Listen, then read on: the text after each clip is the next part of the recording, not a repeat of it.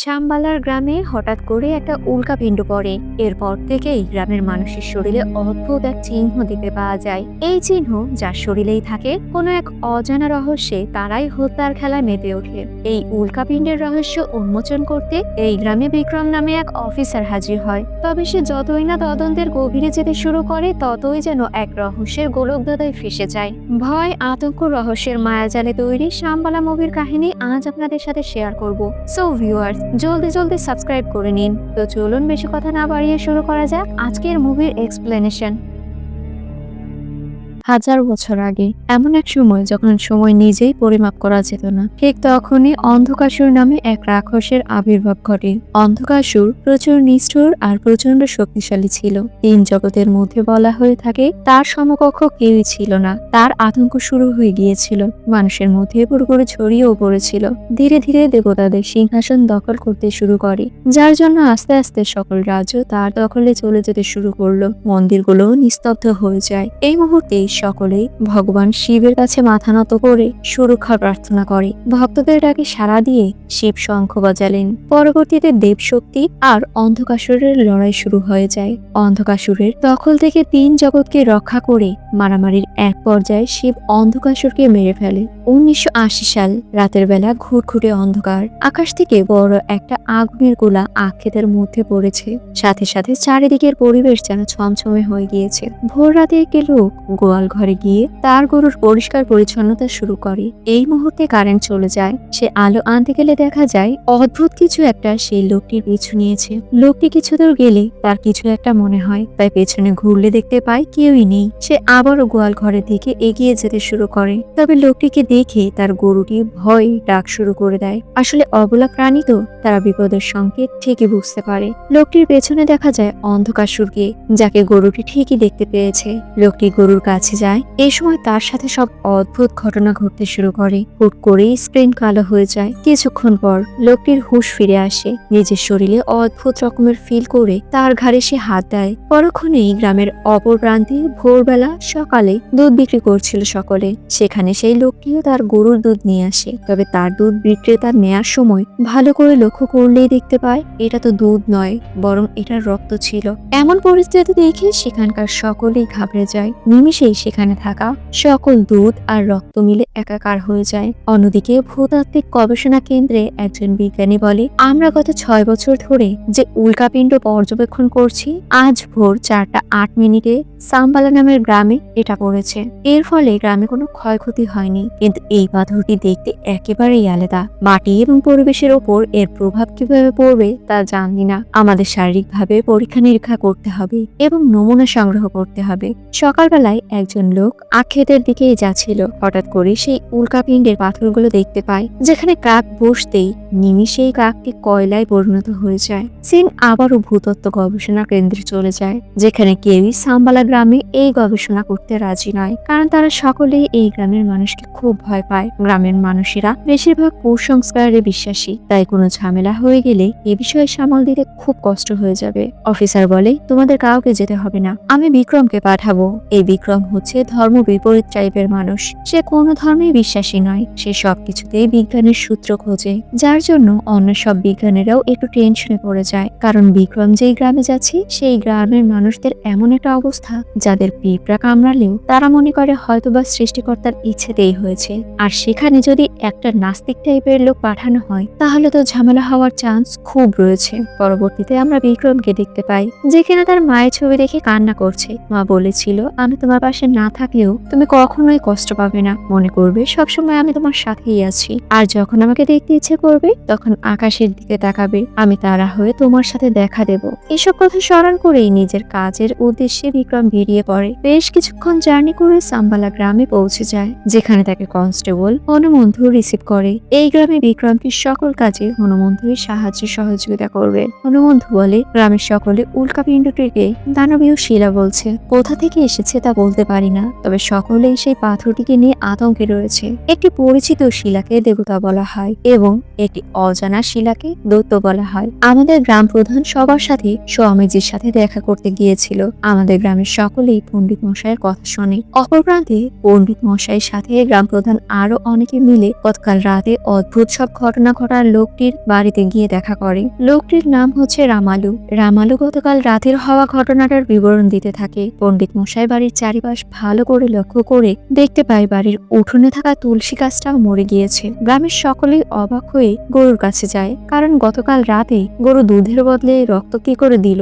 অনেকক্ষণ চিন্তা ভাবনার পর পণ্ডিত মশাই রামালুকে তার নিজের পোষা গরুটিকে মেরে ফেলতে বলে। তবে হিন্দু ধর্ম মতে গরুকে তারা মাতা হিসেবে মনে করে, তাই কি করে নিজেদের হাতের গরুকে বলিদান করতে পারে। পণ্ডিত মশাই বলে অপশক্তি গরুর উপর ভর করেছে, এই জন্য গরুকে মেরে ফেলা ছাড়া আমাদের হাতে আর কোনো উপায় নেই। পণ্ডিত মশাই কিছু সরিষা রামালুর হাতে দিয়ে গরুর চারিপাশে একবার ঘুরতে বলে। রামালু সেম কাজটা করে। এরপর যখন রামালু হাতের মুঠি খুলে তখন দেখা যায় হলদে সর্ষেগুলো একদম কালো হয়ে গিয়েছে, যা দেখে গ্রামের সকলেই বিশ্বাস করে পণ্ডিত মশাইয়ের কথাই হয়তোবা সত্যি। তাই আপাতত গরুটিকে মেরে ফেলা ছাড়া আর কোনো উপায় নেই। রামালুর স্ত্রী বলে গরুটি নিশ্চয়ই কোনো নষ্ট খাবার খেয়েছে, আমাদের উচিত ডাক্তার দেখানো। গরুটি তো আমাদের পরিবারেরই একটা অংশ, ওকে মেরে ফেলা কি ঠিক হবে? এ কথা শুনে রামালু সকলের সামনে তার স্ত্রীকে একটা চর দিয়ে চুপ করে থাকতে বলে।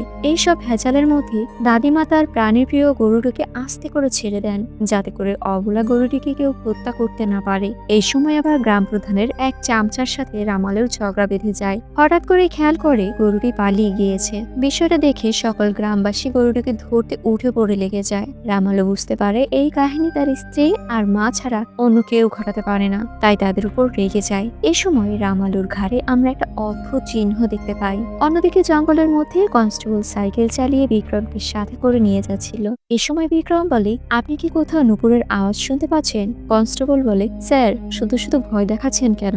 বিক্রম বলে আমি আপনাকে ভয় কেন দেখাবো, সত্যি সত্যি নুপুরের আওয়াজ শুনতে পাচ্ছি আমি। এই কথা শুনে কনস্টেবল দ্রুত সাইকেল চালাতে শুরু করে। চলতে চলতে এক পর্যায়ে গরুর সামনে আসলে কনস্টেবল সাইকেল নিয়ে অ্যাক্সিডেন্ট করে ফেলে। গ্রামের সকলকে একটা গরুর পেছনে দৌড়াতে দেখে বিক্রম এর কারণ জানতে চায়। কনস্টেবল পুরো ঘটনাটা বলে। এবার বিক্রম উঠে সাইকেলটা নিয়ে সেই গরুটিকে বাঁচাতে চলে যায়। গ্রামবাসীরা গরুটিকে ধরে ফেলেছে। বিক্রম এসে গরুটিকে ছাড়িয়ে দেয়, যা দেখে সাধারণ মানুষেরা রেগে বিক্রমের উপর আক্রমণ শুরু করে। বিক্রমও এক এক করে সকলকে মারতে শুরু করে। এক পর্যায়ে গ্রামের লোকেদের বিক্রম রশি দিয়ে বেঁধে ফেলে। অন্যদিকে গতকাল রাত্রে পড়া উল্কাপিণ্ডের কাছে পণ্ডিত মশাই আর গ্রামের সকলেই উপস্থিত হয়েছে। নানা কর্মকাণ্ডে তারা বুঝতে পারে এই পাথরটি অশুভ একটা পাথর। গ্রাম প্রধান বলে কি হচ্ছে এসব, আমি তো কিছুই বুঝে উঠতে পারছি না। পণ্ডিত বলে চোখের পলকে লেবুটির রক্ত লাল হয়ে গেল। নারকেল দিয়েও হঠাৎ করে আগুন জ্বলে উঠল, আর সামনেই একটা রহস্যময় পাথর। এটা আসলে কোনো অশুভ লক্ষণের ইঙ্গিত। এই বলে পাথরের চারিপাশে তন্ত্রমন্ত্র পড়া সুতো দিয়ে আটকানো হয়। পরক্ষণে বিক্রম গরুটিকে নিয়ে সেই স্থানে হাজির হয়ে যায়। গ্রাম প্রধানের চামচা বালু তার কর্মীদের আহত অবস্থায় দেখে দ্রুত কাছে গিয়ে জিজ্ঞেস করে তোদের এই অবস্থা কে করেছে? ছেলেরা বিক্রম স্যারের নাম নেয়। বালু রেগে বিক্রমের কাছে যায়। কনস্টেবল তাকে আটকে দেয়। গ্রাম প্রধানকে বলে স্যার ইনি হচ্ছে বিক্রম স্যার, সে এই পাথরের ব্যাপারে শহর থেকে গবেষণা করতে আমাদের গ্রামে এসেছে। বিক্রম বলে আসলে উল্কাপিণ্ডে যেখানে পড়েছে আর রেডিয়েশন এরিয়ার মধ্যে থাকায় গাভীটির রক্তাক্ত দুধ দিয়েছে। রেডিয়েশন এরিয়ার মধ্যে যদি আমরা কেউ থাকতাম তাহলে আমাদের ইউরিনের সাথেও রক্ত বের হতো, তাই বলে কি আমরা নিজেদেরকে মেরে ফেলতাম? পাশে থাকা এক সাধারণ পণ্ডিত বলে লেবুর মধ্য থেকে রক্ত বের হওয়া, নারকেল শুধু শুধু আগুনে পুড়ে যাওয়া, এগুলো তো ওই শয়তানি পাথরের শক্তির কাজ। বিক্রম বলে আপনারা যে দানবের কথা বলছেন এই দানবগুলো আমরা প্রতিদিন টেলিস্কোপের মাধ্যমে আকাশের মধ্যে দেখতে পাই। বড় পণ্ডিত বলে তোমরা টেলিস্কোপের মাধ্যমে শিক্ষা না হয় অর্জন করেছো, কিন্তু আমাদের আদি পুরাণের বইতে এসব ভবিষ্যৎবাণী অনেক আগে থেকেই লেখা রয়েছে। আমার মনে হয় আমাদের ধর্মীয় গ্রন্থ তোমাদের শেখা উচিত। বিক্রম বলে হ্যাঁ, এমন শাস্ত্র শেখা উচিত যে শাস্ত্র একজন অবলা প্রাণীকে মেরে ফেলতে বলে। এই বলে পাথরের কাছে গিয়ে তার সুতোগুলো খুলে ফেলে, যা দেখে সকল গ্রামবাসীরা বিক্রমকে মারতে ধেয়ে আসে। গ্রাম প্রধান এই মুহূর্তে সকল গ্রামবাসীকে থামিয়ে দেয়। পণ্ডিত বলে রাগের মধ্যে কোনো সিদ্ধান্ত নিও না, সৃষ্টিকর্তা ওকে সঠিক বুঝ দান করবে। এই বলে পণ্ডিত মশাই চলে যায়। বালু পুরোপুরি বিক্রমের ওপর ক্ষেপে আছে। বিক্রম সেই স্থানে থাকা সমস্ত দাগ পা দিয়ে মুছে দেয়। এরপর একভাবে সেই উল্কাপিণ্ডের দিকে তাকিয়ে থাকে। কিছুক্ষণ পর নিজের বসবাসের জন্য একটা তাঁবু তৈরি করে। করে, গরুকেও সেই স্থানেই রাখে। দিন চলতে থাকে আর পরীক্ষা নিরীক্ষাও শুরু করতে থাকে। হঠাৎ করে সেই স্থানে একদিন এক সুন্দর মেয়ে হাজির হয়। পাথরের ব্যাপারে নানা কথা বলতে শুরু করে মেয়েটি নিজেকে পূজারের মেয়ে বলে পরিচয় দেয়। মেয়েটির নাম হচ্ছে দেবী। দেবী বলে, আপনার এইসব বিষয়ে পরীক্ষা নিরীক্ষা করতে ভয় লাগে না? বিক্রম বলে, আমার ভয় তো দূরে থাক, আপনার পণ্ডিত বাবার দেব দেবীদের নাম নিয়ে যে সব ভয় দেখানো কথা, সেগুলো তো আরো ভয়ঙ্কর। আমি একজন বিজ্ঞানী, আমি যা নিজের চোখে দেখি সেগুলোকেই বিশ্বাস করি। দেবী বলে, ঠিক আছে, আপনি কি কখনো ভিন গ্রহে কোনো প্রাণী দেখেছেন? বিক্রম বলে, এটা মহাকাশ গবেষণার এক অনুমান, এটা বৈজ্ঞানিকভাবে প্রমাণিত। দেবী বলে, আপনার বিজ্ঞানের উপর বিশ্বাস রেখে আপনি সেই ভিন গ্রহে প্রাণীর প্রতি বিশ্বাস রেখেছেন, যাকে কিন্তু আপনি দেখেননি। কিন্তু আমাদের ধর্মগ্রন্থের উপর আমাদের বিশ্বাসের সাথে আমরা ঈশ্বরকেও বিশ্বাস করি। এই বলেই দেবী চলে যায়। রাতের বেলায় রামালু নিজেদের ঘরে রান্না করার সকল খাবার একাই খেয়ে নিচ্ছে। খাবার শেষ করে তার স্ত্রীর কাছে আরো খাবার চায়, তবে তার স্ত্রী আর মা জানায় যত খাবার রান্না করেছিল সবটাই তাকে দিয়ে দেয়া হয়েছে। এ কথা শুনে রামালু রেগে বেরিয়ে পড়ে। বাইরে এক পানির ফোয়ারায় নিজেকে দেখতেই ওপাশ থেকে ভয়ঙ্কর এক চেহারা দেখে সে নিজেই আঁতকে ওঠে। অন্যদিকে কনস্টেবলের বাড়িতে আজ বিক্রম এসেছে। কনস্টেবল তার ছোট্ট মেয়ে চিত্রার সাথে বিক্রমের পরিচয় করিয়ে দেয়। আসলে চিত্রা একজন প্রতিবন্ধী মেয়ে। চিত্রার মা বেঁচে নেই, বাবা একা হাতেই তার প্রতিবন্ধী মেয়েকে লালন পালন করছে। বিক্রম খেয়াল করে দেয়ালে বেশ কিছু সুন্দর পেন্টিং রয়েছে। এই সবকিছুই চিত্রা অঙ্কন করেছে। আসলে চিত্রা একবার যে জিনিসটা দেখতে পায় হুবহু সেই জিনিসটা সে আঁকতে পারে। কথায় কথায় চিত্রা আর বিক্রমের মধ্যে অনেক বন্ধুত্বপূর্ণ সম্পর্ক তৈরি হয়। পরদিন সকাল 8টায় তাঁবুর চারপাশে যেন অশুভ ছায়া ঘুরঘুর করছে। ঘড়ির অ্যালার্ম এবং নুপুরের আওয়াজে বিক্রমের ঘুম ভাঙে। বাইরে বেরিয়ে দেখতে পায় রামালু গরুটিকে নিয়ে যাওয়ার চেষ্টা করছে, তবে বিক্রম গরুটিকে নিতে দেবে না। এই নিয়ে তাদের দুজনের মধ্যে মারামারি শুরু হয়ে যায়। রামালুর আঘাতে বিক্রম অনেকটা আহত হয়। এক পর্যায়ে সে বিক্রমকে পানির মধ্যে ঠেসে ধরে। বিক্রমের প্রাণ যায় যায় অবস্থা। এই মুহূর্তে কোথা থেকে যেন মন্দিরের ঘন্টির আওয়াজ শোনা যায়। এই আওয়াজের সাথে সাথে উল্কাপিণ্ডির এক অংশ মাটির মধ্যে ঢুকে যায়। আর সেই আওয়াজ একদমই রামালু সহ্য করতে পারছিল না। সে দুই কান চেপে ধরে সেই স্থান থেকে চিৎকার করে দূরে সরে যায়। পরক্ষণেই দেবী এসে বলে, কি হয়েছে? বিক্রম পুরো ঘটনাটা খুলে বলে। দেবী বলে, আচ্ছা, ওই স্থান থেকে ধোঁয়া কেন বের হচ্ছে? সেই স্থান ভালো করে লক্ষ্য করলে দেখা যায় ভেতরে অনেকটা গভীর হয়ে গিয়েছে। দেবী দূরে কনস্টেবলকে দেখে বলে, আমাকে এখানে পুলিশ দেখে ফেললে হাজারটা প্রশ্ন করবে, আমি তাঁবুর ভিতরে যাচ্ছি। কনস্টেবল সেখানে এসে তার মেয়েকে বিক্রমের কাছে কিছুক্ষণ রাখতে বলে, কারণ সে একটা কাজে অনেকটা দূরে যাবে। তাই আপাতত চিত্রাকে বিক্রমের কাছে রেখে যায়। বিক্রম, চিত্রা, দেবী মিলে খুব সুন্দর একটা মুহূর্ত কাটায়। রাতের বেলা কিছু লোকজন এসেছে। বিক্রম তাদেরকে একটা স্থানে খুঁড়তে বলে, যাতে করে খনন করে এর নিচে কি রয়েছে সেই বিষয়টা বুঝতে পারে। তবে খুঁড়তে খুঁড়তে সেই স্থান থেকেও গ্যাস বের হতে শুরু করে। সকল কর্মী মাটির নিচ থেকে ধোঁয়া বের হতে দেখে ভয়ে পালিয়ে যায়। তাই তো বিক্রম একাই খনন করতে লেগে পড়ে। অন্যদিকে লালপানি ঘিরে গিয়ে রামালু রাগের মাথায় একাধিক লোককে মারধর করতে শুরু করেছে। দূর থেকে একটা ছেলে এই বিষয়টা দেখে দ্রুত সেই স্থান থেকে সরে যায়। চোখের পলকে রামালু একা হাতের সকলকে মেরে ফেলে। এতটা নিষ্ঠুরভাবে মারধর করে যা দেখলে বিকৃত মস্তিষ্কের মনে হবে রামালুকে। সকলকে মারার পর হঠাৎ করে একটা বাচ্চার কান্নার আওয়াজ পাওয়া যায়। এর মধ্যেই সেই লোকটি দূর থেকে উকি দিয়ে এসব দেখতে শুরু করে। অন্যদিকে বিক্রম মাটি খুঁড়তে খুঁড়তে হুট করেই মাটির এক বিশাল গর্তে পড়ে যায়। যেই গর্ত থেকে উল্কাপিণ্ডের অর্ধেক দেখা যাচ্ছে। বিক্রম সামনে এগিয়ে যেতে শুরু করে। চারিপাশের দেয়ালে নানা ধরনের চিত্র আর পৌরাণিক ভাষায় অনেক কিছু লেখা রয়েছে। কিছু দূর গেলেই পানির মধ্যে একটা বিশাল পাথর দেখা যায়। পরদিন সকালে পুলিশ এবং গ্রাম প্রধান এত মানুষের মৃত্যু দেখে সকলেই অবাক হয়ে গিয়েছে। গাছে ঝুলন্ত অবস্থায় একটি মহিলাকেও মরে পড়ে থাকতে দেখে সকলেই আঁতকে ওঠে। আসলে এই মহিলাটির বাচ্চাই কালকে রাতে রামালুর শিকার হতে যাচ্ছিল। ঠিক তখনই কৃষ্ণ নামের ছেলেটি কোনো মতে রামালুর নজর এড়িয়ে বাচ্চাটিকে বাঁচিয়ে নেয়। আসলে সেই মুহূর্তে রামালু বাচ্চাটির মাকে মেরে ফেলছিল। এরপর রামালুর ঘাড়ের সেই চিহ্নটা হুট করে ফেটে যায় আর সে নিজেকে নিজেই শেষ করে দেয়। তবে এই কাহিনী কারোই যেন হজম হচ্ছিল না, কারণ এটা কি করে সম্ভব? নিজেকে নিজেই শেষ করে দেবে শেষ পর্যন্ত। সকলে বিশ্বাস করে এই সব কিছুর পেছনে নিশ্চয়ই অশুভ পাথরের হাত রয়েছে। গ্রাম প্রধান এবার রেগে পুলিশ অফিসারদের সোজা জানিয়ে দেয় দ্রুত বিক্রমকে যেন গরুটিকে নিয়ে এই গ্রাম ছেড়ে চলে যেতে বলা হয়, না হলে এর ফলাফল কিন্তু খুব খারাপ হবে। পুলিশ অফিসার বিক্রমের কাছে যায় আর গতকাল রাতের হওয়া 6টি খুনের ব্যাপারে বলে। বিক্রম সব ঘটনা খুলে বলে। বিক্রম বলে, রামালো তো আমার উপর কালকে অ্যাটাক করেছিল, কিন্তু একসাথে রামালো এতগুলো খুন কেন করলো? অফিসার বলে, তা আমরাও জানি না, তবে গ্রামের সকলে বলেছে আপনার জন্য অশুভ ছায়া এই গ্রামের সুযোগ পেয়ে বসেছে, তাই আপনি যত দ্রুত সম্ভব পরীক্ষা নিরীক্ষা করে আজকে রাতের মধ্যে এই গ্রাম ছেড়ে চলে গেলে আপনার জন্যই ভালো হবে। বিক্রম বলে, তার আগে আমি আপনাকে কিছু দেখাতে চাই। এই বলে সেই গর্তের মধ্যে নিয়ে যায়। সেখানে একটা কঙ্কাল রয়েছে। কঙ্কালটি দেখে সকলে ভয়ে আটকে ওঠে। বিক্রম বলে, আমাকে এই কঙ্কালটি পরীক্ষার জন্য পাঠাতে হবে। পুলিশ অফিসার বলে, স্যার, গ্রামের সকলে আপনার উপর ক্ষেপে আছে, আর আপনি এখনো এক্সপেরিমেন্টের কথা ভাবছেন।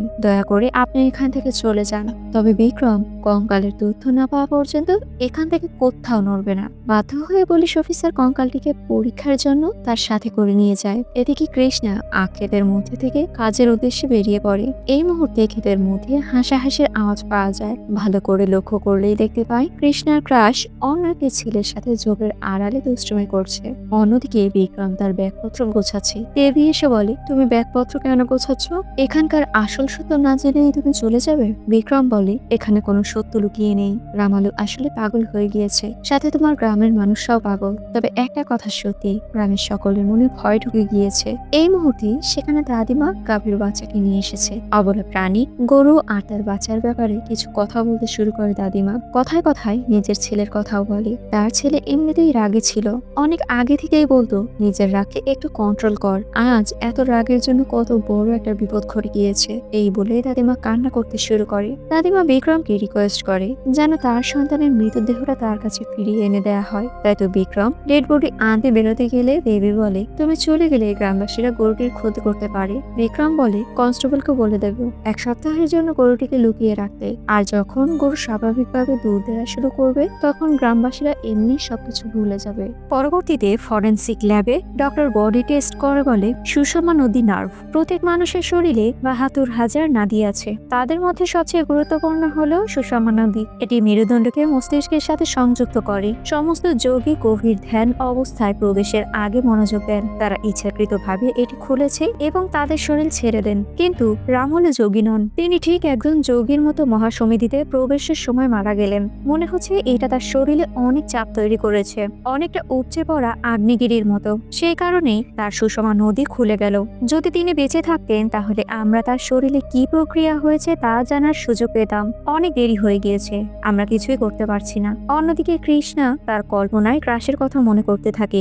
এরই মধ্যে তার ঘাড়ের পেছনেও রামালুর মতো হুবহু চিহ্ন দেখতে পাওয়া যায়, অর্থাৎ তার মধ্যেও অন্ধকাসুরের শয়তানি শক্তি ভর করেছে। এদিকে বিক্রম তার তাঁবুতে এসে দেখে তার ঘরটি পুড়িয়ে দেয়া হয়েছে, যদিও বা গরুটি সুরক্ষিত রয়েছে। বিক্রম দ্রুত পোড়া ঘরের মধ্যে কিছু একটা খুঁজতে শুরু করে। অবশেষে সে তার মানিব্যাগ খুঁজে পায়, যেখানে তার মায়ের ছবি অর্ধেক পড়ে গিয়েছে। এটা বিক্রমের জন্য অনেক কষ্টের বিষয় ছিল। খুঁজতে খুঁজতে এক কর্নারে একটা তাবিজওয়ালা তাগি পাওয়া যায়। বিক্রম বুঝতে পারে এখানকার এই ঘটনাটি কে ঘটিয়েছে। সে সোজা গ্রামের মধ্যে গিয়ে বালুকে মারতে শুরু করে। সকলকে উদ্দেশ্য করে বলে, ও আমার তাঁবুটি পুড়িয়ে দিয়েছে। আমি আজকেই এখান থেকে চলে যেতে চেয়েছিলাম, তবে আমি এখন এখান থেকে কোথাও যাব না। কার সাহস আছে আমাকে মেরে দেখাও। তোমরা আসলে সকলে অন্ধ হয়ে গিয়েছো। আমি তোমাদের পাগলামির জন্য আর কারো জীবন স্যাক্রিফাইস করতে দেব না, না কোনো মানুষ, না কোনো গরু, এমনকি একটা পিঁপড়াকেও না। এই বলেই বিক্রম কনস্টেবলের বাড়িতে চলে যায়। দূর থেকে তাকে দেবী ডেকে অনেকটা দূরে নিয়ে গিয়ে কৃষ্ণাকে দেখায়। বিক্রম দেখতে পায় কৃষ্ণার ঘাড়েও সেই সেম চিহ্ন। তাই গ্রামের অনেকে মিলে সারাদিন কৃষ্ণাকে ফলো করতে থাকে। রাতের বেলায় ভয়ে ভয়ে কনস্টেবল কৃষ্ণাকে ডাক দেয়। কৃষ্ণা বাইরে বেরিয়ে আসলে তার কাছে একটা লাকড়ি চায়। কৃষ্ণার লাকড়ি তুলতে গেলে এই সুযোগে বেহুশ হওয়ার ইনজেকশন পোস্ট করে দেয় কৃষ্ণার শরীরে। পরবর্তীতে তাকে অবজারভেশনে রাখার জন্য একটা গাড়িতে তুলে দেওয়া হয়। অন্যদিকে দেখা যায় কৃষ্ণার ক্রাশ গোসল করছে। এই সময় মেয়েটি কোনো একটা শব্দ শুনতে পায়, যার কারণে সে ভয় পায়। এর মধ্যে সেখানে বালু চলে আসে, এই জন্য সে আর তেমন একটা ভয় পায় না। তাদের মধ্যে রোমান্টিকতা শুরু হয়। তবে ঠিক সেই মুহূর্তে আবারও সেই ভয়ঙ্কর একটা কণ্ঠস্বর শোনা যাচ্ছে। মেয়েটি বাইরে বেরিয়ে আসলে দেখতে পায় কৃষ্ণাও সেখানে উপস্থিত। আসলে কৃষ্ণার রূপে ভূত এসেছে। বালু তার সাথে মারামারি শুরু করে দেয়। কৃষ্ণার সাথে বালু পেরে উঠছিল না। এক পর্যায়ে বালু দ্রুত গ্রামের মানুষদের ডেকে নিয়ে আসতে চলে যায়। সে এক এক করে দরজা ধাক্কাতে থাকে, কিন্তু কেউই দরজা খুলছিল না। হঠাৎ করে কনস্টেবলের বাড়িতে এসে দরজা ধাক্কাতে শুরু করে। দ্রুত সকলে মিলে বালুর সাথে সেই স্থানে চলে যায়, কিন্তু সেখানে সেই মেয়েটিকে দেখতে পাওয়া যায় না, যার কারণে সকলে মিলে মেয়েটিকে খুঁজতে শুরু করে। এদিকে কৃষ্ণা বাসন্তীর সাথে খারাপ আচরণ করতে শুরু করে। এই সময়ে মেয়েটির হুঁশ ফিরে আসে, তাই সে কোনো রকম সেখান থেকে পালাতে থাকে, কিন্তু কৃষ্ণা কোনোভাবেই তার পেছন ছাড়ে না। অন্যদিকে তাদের খুঁজতে খুঁজতে সকলে মিলে ক্ষেতের মধ্যে চলে যায়, এক পর্যায়ে পেয়েও যায়। তবে দুর্ভাগ্যবশত কৃষ্ণা সকলের সামনেই একটা বড় পাথর দিয়ে মেয়েটিকে সেই স্থানে মেরে ফেলে। এরপর সেই স্থান থেকে পালিয়ে যায়। তারা চারজনে কৃষ্ণার পিছু করতে শুরু করলে কিছুক্ষণ পর কৃষ্ণা আবার বালুর উপর আক্রমণ করে। এরই মধ্যে বিক্রম বালুকে বাঁচাতে কনস্টেবলের হাত থেকে হারিকেন নিয়ে ছেলেটির দিকে ছুড়ে মারে। সেই হারিকেনটি কৃষ্ণার গায়ে না লেগে সেখানে থাকা খড়ের উপর গিয়ে পড়ে, সাথে সাথে আগুন লেগে যায়। এটা দেখে কৃষ্ণার ঘাড়ের সেই দাগটি ফেটে যায়, আর সাথে সাথে সে আগুনের মধ্যে ঝাঁপ দিয়ে পড়ে। কৃষ্ণা সেখানে আগুনে পুড়ে মারা যায়। বিক্রম দ্রুত তাকে বাঁচানোর চেষ্টা করে, তবে পারে না। এই সময় গ্রামবাসীরাও সেখানে চলে আসে। বিক্রম খেয়াল করে হারিকেনের কাচের ভেতরে এক আত্মা রয়েছে। এরপর দেখা যায় বিক্রম হাসপাতালে বসে ভাবছে কিভাবে কি হলো, কি করে তারা মারা গেল, এইসব নিয়ে কল্পনা করতে শুরু করে। এই সময় বিক্রমের সিনিয়র স্যার চলে আসে। এর মধ্যেই ভেতরে বডি নাড়াচাড়ার কারণে নার্স চিৎকার করে বসে। এতে বিক্রম আর তার স্যার ভেতরে চলে যায়। ডাক্তার বলে ভয়ের কিছু নেই, এটা শুধু একটা যান্ত্রিক নড়াচড়া, আর কিচ্ছু নয়। এরপর বিক্রম স্যার ডাক্তারকে জিজ্ঞেস করে, আপনি কি কিছু বুঝতে পারলেন? এতে ডাক্তার বলে, দেখে মনে হয় সে আগুনে পুড়ে মারা গিয়েছে, কিন্তু তা না, সে রামালুর মতোই মারা গিয়েছে। এটা অনেকটা এমন, ব্রেন আপনার কিন্তু পরিচালনা করছে অন্য কেউ। যেমনটা কেউ যদি মাতাল হয় তাহলে সে ঠিক বুঝতে পারে না সে কি করতে যাচ্ছে বা কি করছে।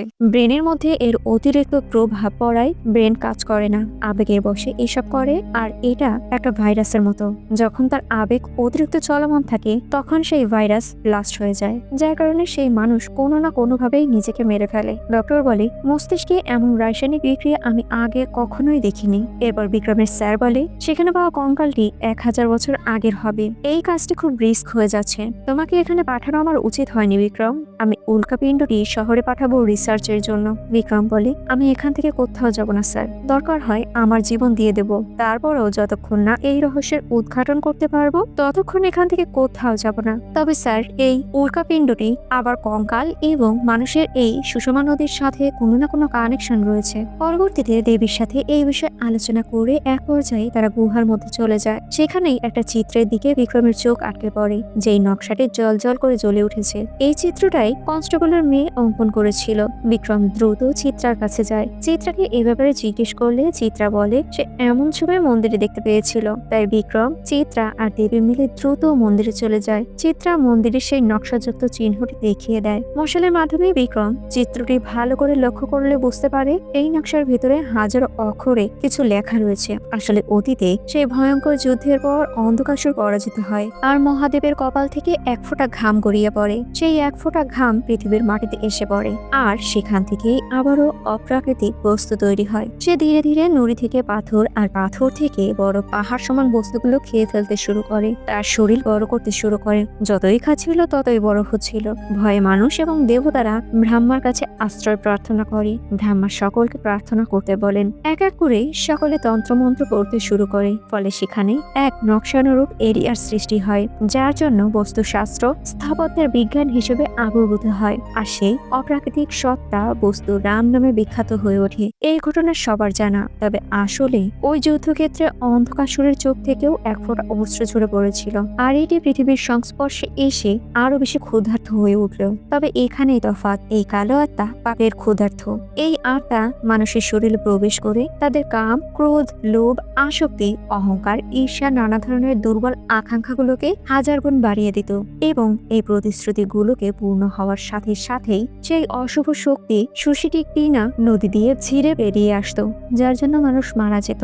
এভাবেই ধীরে ধীরে অনেক গ্রাম ধ্বংস হয়ে যায়। একদিন অশুভ শক্তি দিয়ে বনের মধ্যে একটি যোগিনীর মধ্যে প্রবেশ করে। তিনি ছিলেন একজন পবিত্র আত্মা, যিনি 6টি পাপকে জয় করেছিলেন। তাই অশুভ শক্তির খাওয়ার মতো কিছুই ছিল না, আর যোগিনীর শরীর থেকে বেরোনোরও কোনো উপায় নেই। তাই সেই অশুভ শক্তি তার ভিতরে আটকা যায়। যোগিনীর গুরু তার সাথে ঘটে যাওয়ার সমস্ত ঘটনাই তার দিব্য শক্তির মাধ্যমে বুঝতে পেরেছিলেন। এই বিষয়টা গুরুজি গ্রামবাসীর সাথে শেয়ার করে। গ্রামবাসী সকলেই ভয়ে আছে, যদি কোনোভাবে যোগিনীর মনে পাপ পুণ্য কোনো চাহিদা জন্মায়, কিংবা তার মৃত্যুর পর যদি সেই অশুভ শক্তি বেরিয়ে অন্য কারো শরীরে প্রবেশ করে, তখন ঠিক কি হবে। যোগিনী গ্রামবাসীর এই ভয়টা বুঝতে পারে। একমাত্র সমাধান হলো তাকে কবরে সমাহিত করা। যোগিনী এই বিষয়ে রাজি হয়ে যায়। তবে গ্রামবাসীদের একটা প্রতিশ্রুতি দিতে বলে 6টি পাকে তাদের জয় করে কেবল ধার্মিকতার পথে জীবনযাপন করতে হবে। সেই প্রতিশ্রুতির ফলে গ্রামটির নতুন নামকরণ করা হয় শাম্বালা, অর্থাৎ শান্তির জায়গা। সেই দিন থেকেই তাকে সেই গ্রামের অভিভাবক দেবী হিসেবে পূজ্য করা হতো।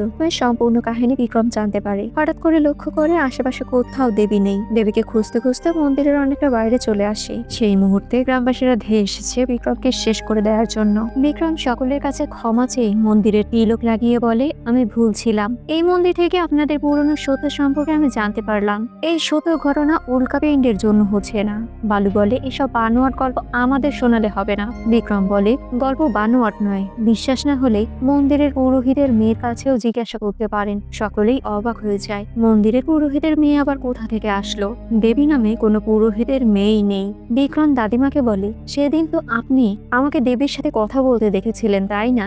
দাদিমা বলে, ওই দিন তুমি একা একাই কথা বলছিলে। এবার বিক্রম চিত্রাকে জিজ্ঞেস করে। তবে চিত্রা মন্দিরে থাকা দেবীর মুখের দিকে ইশারা করে। অর্থাৎ এই কাহিনীতে যে যোগিনীর কথা বলা হয়েছিল সেই যোগিনী ছিল দেবী। সকলের জন্য নিজের জীবনকে শেষ করে দিয়েছিল সে। পুরোহিত বলে, বিক্রম আর চিত্রা যে কথাগুলো বলছে তা সম্পূর্ণ সত্য। আমাদের আদিমাতা রাজেশ্বরী দেবীর কথা তারা বলছে। আসলে ওই দিন উল্কাপিণ্ড পড়ার ফলে ভূগর্ভ থেকে শয়তানি শক্তি মুক্তি পেয়ে যায়, আর সেই শয়তানি শক্তিকেই শেষ করতে দেবীর আত্মাও বেরিয়ে আসে। বর্তমানে সকলের ঘাড় চেক করতে থাকে। এরপর আতঙ্কিত হয়ে সকল গ্রামবাসীরা বাড়িতে চলে যায়। পুরোহিত আর বিক্রম এই বিষয়টা নিয়ে টেনশনে পড়ে যায়, কারণ শয়তানি শক্তি যেহেতু বেরিয়ে এসেছে, যে কারো শরীরে প্রবেশ করলেই সে সকলের শরীরে ধীরে ধীরে প্রবেশ করবে, পুরো গ্রাম ছারখার করে দেবে। গ্রামে এই নিয়ে বিশৃঙ্খলা সৃষ্টি হয়। সেই দিন গ্রাম প্রধানের স্ত্রী কাজের মহিলার হাতে একটা আংটি দেখে লোভ করতে শুরু করে। এক পর্যায়ে চোখের সামনে মহিলাটির আঙুল ছিঁড়ে তারপর আংটিটি নিয়ে যায়। পরক্ষণেই সে নিজেই কুয়োর মধ্যে ঝাঁপ দিয়ে মারা যায়। এই বিষয়টা অন্য কাজের মহিলাও নিজের চোখে দেখে ফেলেছিল। একটু পরে গ্রামে জানাজানি হয়ে যায়, বাড়িতে কান্নার রোল পড়ে যায়। এদিকে সেই কাজের মহিলা অন্য বাড়িতে গিয়ে সেই বাড়ির স্বামী, স্ত্রী এবং ছোট বাচ্চাটিকেও মেরে ফেলে। পরক্ষণে সেখানেও গ্রামবাসীরা হাজির হয়ে যায়। কাজের মহিলার শরীর থেকে আত্মাটি কুকুরের মধ্যে প্রবেশ করে। কুকুরটি মারা যায়। সেই কুকুরের মধ্য থেকে আবার একজন পালোয়ানের শরীরে আত্মা প্রবেশ করে। পালোয়ান রেগে দ্রুত বাড়িতে চলে যায়। দূর থেকে তার স্ত্রীর ঘাড়ি চিহ্ন দেখেই বুঝতে পারে তাদের জন্য বিপদ আসতে চলেছে। মেয়ে তার বাবার পায়ে ধরে কান্না করতে থাকে। আসলে বাবা অনেক আগে থেকে মেয়ের উপর রেগে আছে, কারণ সে কুস্তিতে তার উত্তরাধিকারী হতে পারবে না। সেই জন্য এই জন্য যেই না নিজের মেয়েকে মারতেই যাবে, সেই তো গ্রামের সকলে মিলে তাকে বাঁচানোর চেষ্টা করে। তবে একজন পালোয়ানের শরীরে যদি আত্মা ভর করে, তাহলে তো তার শরীরের আরো শক্তি বেড়ে যায়। গ্রামের কেউ তার সাথে পেরে উঠছিল না। বিক্রম এগিয়ে আসে। এক পর্যায়ে দুজনের মারামারি হয়, তবে বিক্রম পেরে উঠছিল না। হঠাৎ করে একটা ঘন্টা দিয়ে তার মাথায় বিক্রম আঘাত করে। তখন পালোয়ান দুই কান চেপে ধরে, ঘন্টার হাত থেকে বাঁচতে চায়। গ্রামবাসীরা এই সুযোগে তাকে ধরে বেঁধে ফেলে। পণ্ডিত মশাই এসে তাকে জীবন্ত সমাধি দিতে বলে, আর ততক্ষণ পর্যন্ত সকলকে একে আটকে রাখতে বলে। রাতের বেলা বিক্রমের মনে সন্দেহ লাগার কারণে একবার পালোয়ানকে দেখতে যায়, কিন্তু দেখা যায় পালোয়ান সেই স্থানে নেই। দ্রুত পালোয়ানকে খুঁজতে বের হয় সকলেই। এ সময় পালোয়ান কনস্টেবলের উপর আঘাত হানে। কিছুক্ষণ পর বিক্রম বুঝতে পারে কনস্টেবলকে পালোয়ান মেরে ফেলেছে। সে কান্নায় ভেঙে পড়ে। ওইদিকে গ্রামের সকলে পালোয়ানকে আটকে রাখতে পারছে না। এক পর্যায়ে পালোয়ান কনস্টেবলের বাড়ির সামনে গিয়ে নিশ্চুপ হয়ে যায়। পরদিন সকালবেলা বাবার মৃত লাশ দেখে বাচ্চা মেয়েটা অনেক কান্না করছে। বিক্রম মনকে শক্ত করে কনস্টেবলের লাশ দাফন করে দেয়। সময়ের সাথে সাথে বিক্রম চিত্রার দেখাশোনা করতে শুরু করে। একদিন বিক্রম লক্ষ্য করে চিত্রার ঘাড়েও সেই অশুভ শক্তির চিহ্ন দেখা যাচ্ছে। বোঝাই যাচ্ছে বর্তমানে চিত্রার কাছে অশুভ শক্তি রয়েছে। বিক্রম তাই কাউকে কিছু না বলে চুপচাপ গ্রাম ছেড়ে বেরিয়ে যেতে চায়। তবে মাঝপথে গ্রামের একজন চিত্রার ঘাড়ে থাকা চিহ্নটি দেখে ফেলে, আর সে গিয়ে এই খবর গ্রামবাসীকে জানিয়ে দেয়। গ্রামবাসীরা এসে বিক্রমকে মেরে চিত্রাকে তাদের সাথে করে নিয়ে যায়। আজ আবারও সেই গুহার সামনে সুসজ্জিত করা হয়েছে, কারণ এই গুহার মধ্যেই চিত্রাকে জীবিত কবর দেওয়া হবে। পণ্ডিত মশাই মন্ত্র পড়ছে, আর গ্রামের সকলেই যাবতীয় কাজ সেরে ফেলেছে। মেয়েটা খুব ভয়ে আছে। একজন মহিলা বোঝায়, আকাশে তোমার মা আর তোমার বাবাকে দেখা যাচ্ছে।